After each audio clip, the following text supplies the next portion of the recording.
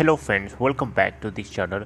दोस्तों, इस वीडियो में हम बात करेंगे मेटल सेक्टर के बारे में। एक बहुत ही बढ़िया खबर है और एक ऐसे शेयर की बात करेंगे जिसके ऊपर इस समय जो मेटल सेक्टर के ऊपर जो प्रेशर है उसका असर कम दिखाई दे सकता है। उसके पीछे एक छोटा सा कारण है। लेकिन दोस्तों, आगे बढ़ने उससे पहले आपसे रिक्वेस्ट करना चाहूँगा कि अगर आप चैनल को फर्स्ट टाइम देख रहे हैं, सब्सक्राइब करके बेल आइकन को हिट कर लीजिएगा। उससे आपको वीडियोस की नोटिफिकेशन मिलती रहेंगी और आप सबसे पहले उसे देख पाएंगे। दूसरी चीज़ कि अगर आप डीमिट अकाउंट या ट्रेडिंग अकाउंट ओपन कराना चाहते हैं, डिस्क्रिप्शन बॉक्स में लिंक फॉलो कर सकते हैं दोस्तों, अपस्टॉक में अकाउंट ओपन कराने के लिए। दोस्तों, बात करेंगे सबसे पहले निफ्टी मेटल। तो दोस्तों, लास्ट के 5 दिनों से अगर आप निफ्टी मेटल को ऑब्जर्व करेंगे, इवन लास्ट के 1 महीने से भी देखेंगे, तो लास्ट के 1 महीने में अगर आप देखें तो लास्ट के 1 महीने के 5 दिनों में सबसे ज़्यादा हमें यहाँ पे गिरावट देखने को मिली है, सबसे ज़्यादा 5 दिनों के अंदर। राइट। हालांकि 5 दिन से पहले निफ्टी मेटल अच्छा खासा मोमेंटम के साथ ऊपर भाग रहा था, लेकिन 5 दिनों में कुछ मार्केट में, इंटरनेशनल मार्केट में खबरें ऐसी आई कि जो पूरे इंटरनेशनल मार्केट में जो मेटल सेक्टर है, एल्यूमिनियम और आयरन और या जितने भी मेटल सेगमेंट्स के पार्ट हैं, सभी के ऊपर बहुत दबदबा बना रहा, प्रेशर बना रहा सेलिंग का, जिसके चलते उनके प्राइसेस में हमें डाउनफॉल देखने को मिला। आज हालांकि निफ्टी मेटल में 87.40 रुपये की जो है ग्रोथ दिखाई दे रही है, यानी 1.65% ग्रोथ के साथ ट्रेड हो रहा है 5396.40 के ऊपर। और 1:13 1:13 PM हो रहे हैं दिन के। और अगर आप देखें तो एक हफ्ते में लगभग ये 7.10% गिर चुका है। और इसके स्टॉक्स में अगर आप देखें तो लगभग आज सभी के सभी स्टॉक्स जो है ग्रीन में हैं, कुछ को छोड़ के, जैसे कि रतन मानी मेटल है, दूसरा MOIL मोइल और हिंदुस्तान जिंक, और चौथा है फोर्थ है APL अपोलो। ये 4 कुछ हैं जो रेड में है, बाकी अभी आज ग्रीन में ट्रेड हो रहे हैं। राइट। कोल इंडिया से लेकर के वेदांता, सभी के अंदर बहुत ज़बरदस्त प्रेशर था बिकवाली का, लेकिन आज थोड़ा सा कुछ नॉर्मल दिखाई दे रहा है। दोस्तों, आपको बताना चाहूँगा, इस पूरे इंटरनेशनल अंतर्राष्ट्रीय मार्केट में एल्यूमिनियम के जो प्राइसेस हैं उसमें ज़बरदस्त तेज़ी आई है। यानी एल्यूमिनियम महंगा हो गया। महंगा होने का मतलब कि अब वो बहुत ही कम लोगों को अवेलेबल होगा।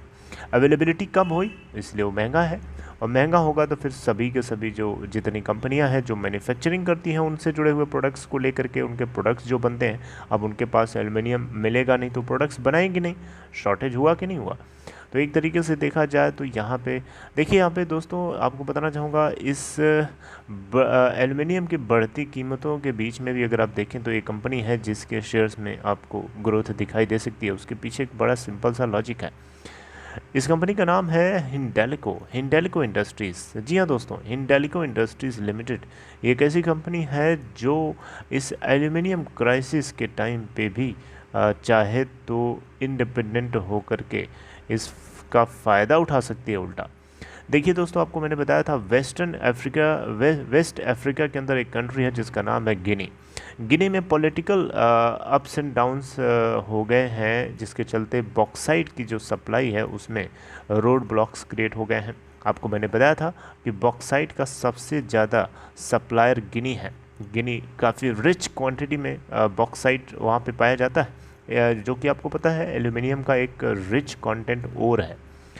तो दोस्तों, इससे क्या होगा, इससे एल्युमिनियम की शॉर्टेज बढ़ गई है, और जिसके चलते लोगों की डिमांड उतनी ही है लेकिन शॉर्टेज बढ़ गई है, तो जिससे चलते उनके प्राइसेस जो है ग्रो कर गई हैं, प्राइसेस महंगी हैं। अब इस बढ़ती हुई प्राइस में हर कोई महंगा नहीं खरीद सकता ना, तो लोग इसीलिए चुपचाप बिकवाली करने में लगे हुए हैं। हिंडेल्को के पास खुद का जो है बॉक्साइट की अपनी खुद की उसकी खदानें हैं, माइंस हैं, जिसके चलते वो इस बीच में चाहे तो इस महंगाई का फ़ायदा उठा सकती है अपने ओर्स को बेच करके। मेरी बात समझ रहे हैं? तो ऑटो सेक्टर में भी अगर आप देखें तो ऑटो सेक्टर में मेटल्स की तो ज़रूरत पड़ती है ना, क्योंकि मेटल से ही बाकी सारी चीज़ें डराइव करी जाती हैं, बनाई जाती हैं। तो डेफिनेटली इन सभी के ऊपर इस महंगाई की जो है मार पड़ने वाली है। हिंडेल्को की एक अमेरिकन सब्सिडरी कंपनी है जिसका नाम है नोवेलिस भी यहाँ पे अगर हम देखें तो एल्यूमिनियम को आगे बढ़कर ऑटो और पैकेजिंग की तरफ ले जाने वाले स्ट्रक्चर चेंज का फ़ायदा करा सकती है। ब्रोकरेज फर्म जेफरीज की तरफ से बताया जा रहा है कि एल्युमिनियम की इस बढ़ती हुई प्राइस के चलते फाइनेंशियल ईयर 2022 से फाइनेंशियल ईयर 2023 के बीच में हिंडाल्को इंडस्ट्रीज़ के ईपीएस में यानी अर्निंग पर शेयर में 7 से 13% तक का ग्रोथ मिल सकता है, ऐसा जेफरीज की तरफ से एक्सपेक्ट किया जा रहा है, जिसके चलते इन्होंने बाई रेटिंग भी दिया है। ओके, लंदन मेटल एक्सचेंज के अंदर अगर आप देखें तो एल्युमिनियम की कीमतें पिछले एक महीनों में, जी हाँ, एल्युमिनियम की प्राइसेस लास्ट के एक महीने के अगर आप देखें तो 13% ग्रो कर गई है।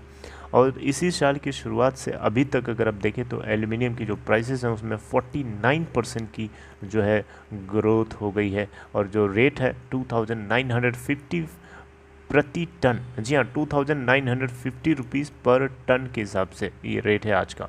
और ये अभी तक देखा जाए तो 13 सालों का सबसे हाईएस्ट लेवल है, 13 इयर्स के, राइट। तो ये बॉक्साइट की कमी की वजह से या बॉक्साइट ना मिल पाने की वजह से ऐसा हो रहा है।